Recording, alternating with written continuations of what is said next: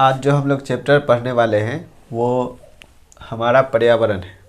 हमारा पर्यावरण जो होता है वो दो शब्दों से मिल करके बना होता है, परि और आवरण। परि का मतलब होता है चारों तरफ से, आवरण का मतलब होता है घेरा, कवच। तो हमारे आसपास की जितनी भी वस्तुएं हैं जो हमें चारों ओर से घेर करके रखती है, हवा, मिट्टी, जल, वायु, ये सभी पर्यावरण कहलाते हैं एक साथ। तो पर्यावरण में एक आता है वर्ड पारिस्थितिकी तंत्र। पारिस्थितिकी तंत्र।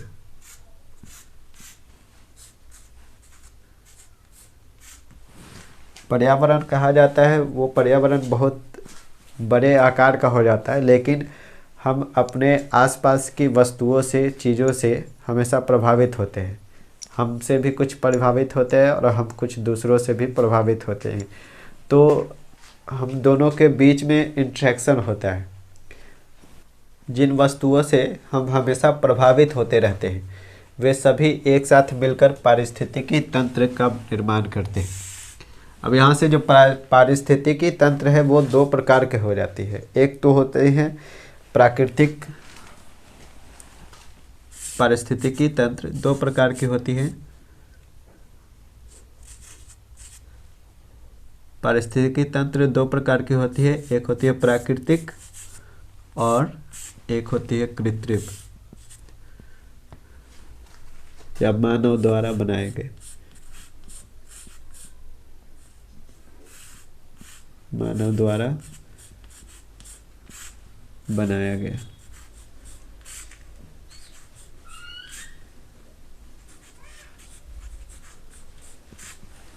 ये दो प्रकार का पारिस्थितिकी तंत्र होता है। तो प्राकृतिक रूप से जो प्रकृति में खुद अपने आप बना हुआ है उसको प्राकृतिक कहा जाता है, और मानवकृत जो आदमी ने खुद तैयार किए हैं, जैसे मिट्टी है। कृषि के लिए जो मिट्टी तैयार किया जाता है वो आदमी खुद से तैयार करता है, वो प्राकृतिक रूप से नहीं होता है। उसमें खाद और भी कुछ मिलाकर बनाया जाता है। जैसे बागवानी है, बागीचा है, छोटा छोटा जो बागीचा है जिसमें फुलवारी है, तो ये सब आदमी खुद से बनाता है। तो वो जो पारिस्थितिकी तंत्र है वो मानवकृत पारिस्थितिकी तंत्र हो जाएगा, और जो प्राकृतिक रूप से जो प्राकृतिक द्वारा बनाया गया है। अब यहाँ से पारिस्थितिकी तंत्र है, इसके कुछ घटक होते हैं। तो पारिस्थितिकी तंत्र के घटक पारिस्थितिकी तंत्र के घटक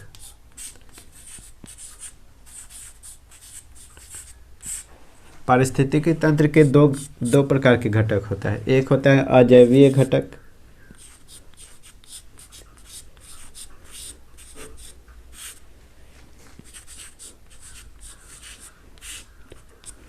इसमें आ जाते हैं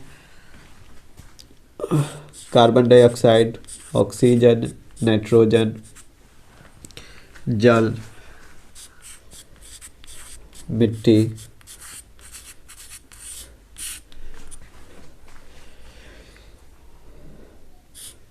फास्फोरस, आयरन, सल्फर, हाइड्रोजन इत्यादि। तो जिससे पारिस्थितिकी तंत्र बनते हैं ये उसके अजैवीय घटक हैं। और जैवीय घटक में दूसरा जो घटक होता है वो जैवीय। जैवीय से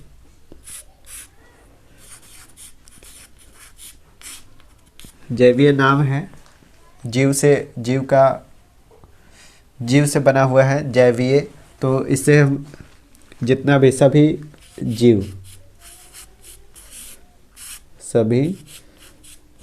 जीव या सजीव, तो ये सभी आ जाएंगे, सभी सजीव।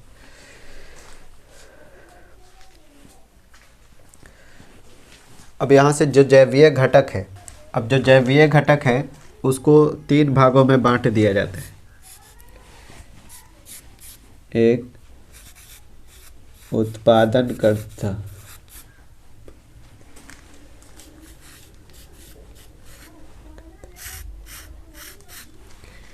दूसरा उपभोक्ता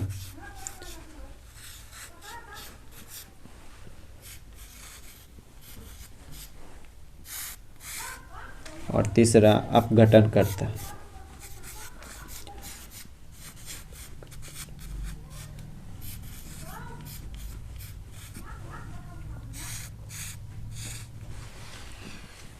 तो जो पारिस्थितिकी तंत्र के जैवीय घटक होते हैं उसको तीन भागों में बांट दिया गया है। एक होता है उत्पादनकर्ता, जो जनरली हरे पेड़ पौधों को कहा जाता है, क्योंकि हर तरह का जो भी हम सामान खाते हैं लगभग लगभग वह सभी पेड़ पौधों से ही हमें प्राप्त होता है, इसलिए ये उत्पादनकर्ता में सभी पेड़ पौधे होते हैं, सभी पेड़ पौधे।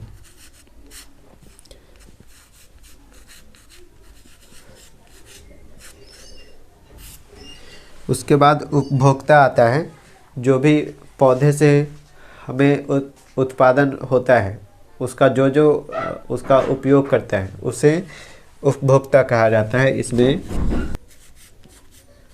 सभी जीव आ जाएंगे। और अपघटनकर्ता में छोटे छोटे जीव जैसे जीवाणु,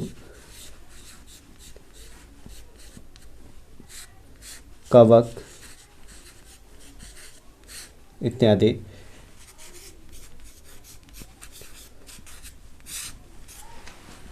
तो ये सब हैं, ये अपघटनकर्ता कहलाते हैं, क्योंकि ये जब भी अगर कोई चीज़ खराब हो जाता है, सड़ जाता है या सड़ने लगता है तो उसको समाप्त करने में यही सब काम करते हैं। उसका अपघटन करते हैं, उसको जटिल अणुओं को सरल अणुओं में तोड़ने का काम करते हैं। इसीलिए जीवाणु, कवक ये सबको अपघटनकर्ता कहा जाता है। तो जैवीय घटक तीन प्रकार के हो जाते हैं: उत्पादनकर्ता, उपभोक्ता और अपघटनकर्ता। अब जो उपभोक्ता है उसके तीन स्तर हैं।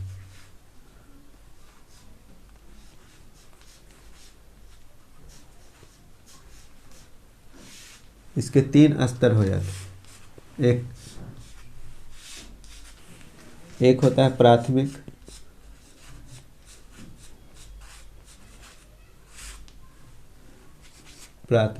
उपभोक्ता।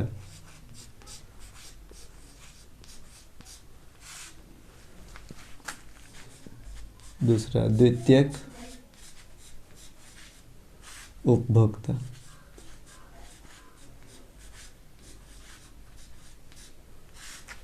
और तृतीयक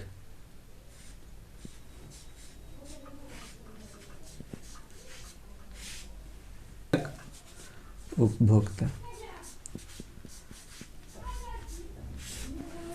जो उपभोक्ता होता है, जो चीज़ों को कंज्यूम करता है, उसके तीन स्तर हो जाते हैं। पहला प्राथमिक उपभोक्ता, ये वैसे जीव है जो सिर्फ शाकाहारी है, सिर्फ साग सब्जी या पेड़ पौधों से प्राप्त होने वाले चीज़ों को खाते हैं, तो उसको प्राथमिक उपभोक्ता कहा जाता है। जैसे हिरण, बकरी, गाय, भैंस।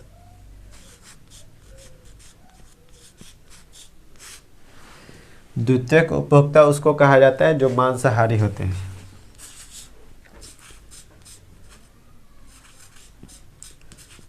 मांसाहारी जीव, इसको द्वितीयक उपभोक्ता कहा जाता है। और तृतीयक उपभोक्ता उसको कहा जाता है जिसको वैसे जीव जिसको कोई मार करके नहीं खाता है या जो दूसरे जीव द्वारा नहीं मारे जाते हैं, जैसे शेर, चीता, हाथी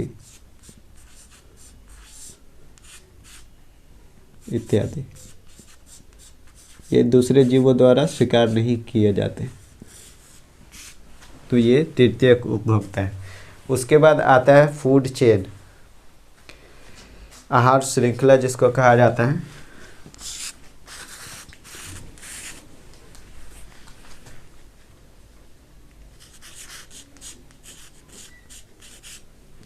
आहार श्रृंखला।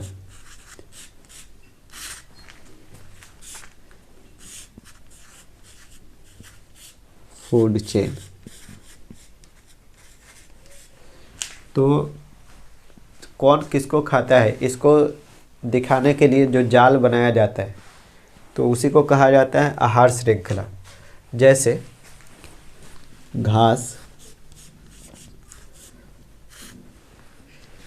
घास को हिरन खाती है और हिरन को शेर खा जाता है।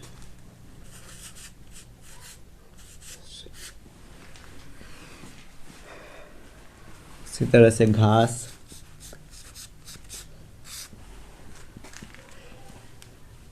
घास को कीड़ा खाता है, कीड़ा को मेढक खा जाते हैं,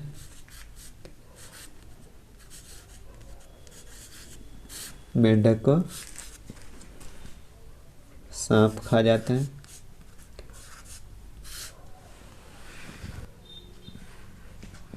तो इस तरह से ये फूड चेन आहार श्रृंखला है, कौन किसको खाता है इसको जब दिखाया जाता है तो इसी को कहा जाता है आहार श्रृंखला। तो एक बार फिर से रिवीजन कर लेते हैं। सबसे पहले हमारा पर्यावरण, तो पर्यावरण दो शब्दों से मिलता है, मिलकर के बना होता है परि और आवरण, जिसका अर्थ होता है चारों तरफ से घेरा। परि का मतलब चारों ओर और आवरण का मतलब घेरा, कवच। उसके बाद आता है पारिस्थितिकी तंत्र। पर्यावरण में एक छोटा सा अगर हिस्सा ले ले जिसमें जहाँ हम रहते हैं और अपने आसपास की वो सभी वस्तुएं जिससे हम प्रभावित होते हैं या हमसे उन वस्तुओं को वो सभी वस्तुएं प्रभावित होती है, तो वो एक छोटा सा हिस्सा पारिस्थितिकी तंत्र कहलाता है। अब यहाँ से पारिस्थितिकी तंत्र दो प्रकार का हो सकता है, एक प्राकृतिक जो प्राकृतिक रूप से बना हुआ है और दूसरा मानव द्वारा बनाए गए हैं। जैसे खेती करने के लिए मिट्टी तैयार करना, बागवानी लगाना, छोटे छोटे बगीचे लगाना, तो ये सब मानव द्वारा बनाया गया हुआ पारिस्थितिकी तंत्र है।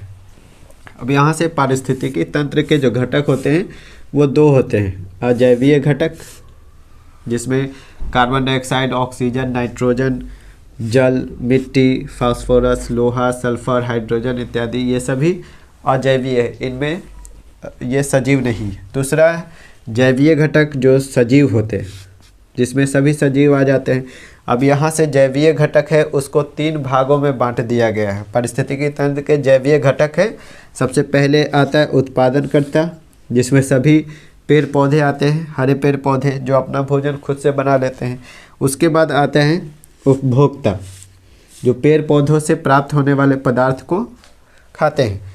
और अपघटनकर्ता, जो चीज़ों को, जटिल अणुओं को सरल अणुओं में तोड़ने का या सड़ने के बाद जो पदार्थ सड़ने लगता है उसको ये समाप्त करने का काम करते हैं, पचाने का काम करते हैं। तो ये अपघटनकर्ता कहलाते हैं। उसके बाद यहाँ से उपभोक्ता है, तो उपभोक्ता के तीन स्तर हो जाते हैं। सबसे पहला प्राथमिक स्तर, दूसरा द्वितीयक स्तर और तृतीयक स्तर। प्राथमिक स्तर के उपभोक्ता वैसे उपभोक्ता हैं जो सिर्फ घास खाते हैं, जैसे हिरन है, बकरी है, गाय, भैंस और भी बहुत सारे हैं जो सिर्फ घास ही खाते हैं। तो इस प्रकार के उपभोक्ता को प्राथमिक उपभोक्ता कहा जाता है। द्वितीयक उपभोक्ता में वैसे आ जाते हैं जो मांसाहारी होते हैं, जो किसी दूसरे जीव पर निर्भर रहते हैं, तो वैसे जीवों को द्वितीयक उपभोक्ता कहा जाता है। और तृतीयक उपभोक्ता वैसे जीव हैं जो किसी दूसरे जीव को खाते हैं लेकिन इनका कोई शिकार नहीं करता है, इनको कोई नहीं खाता।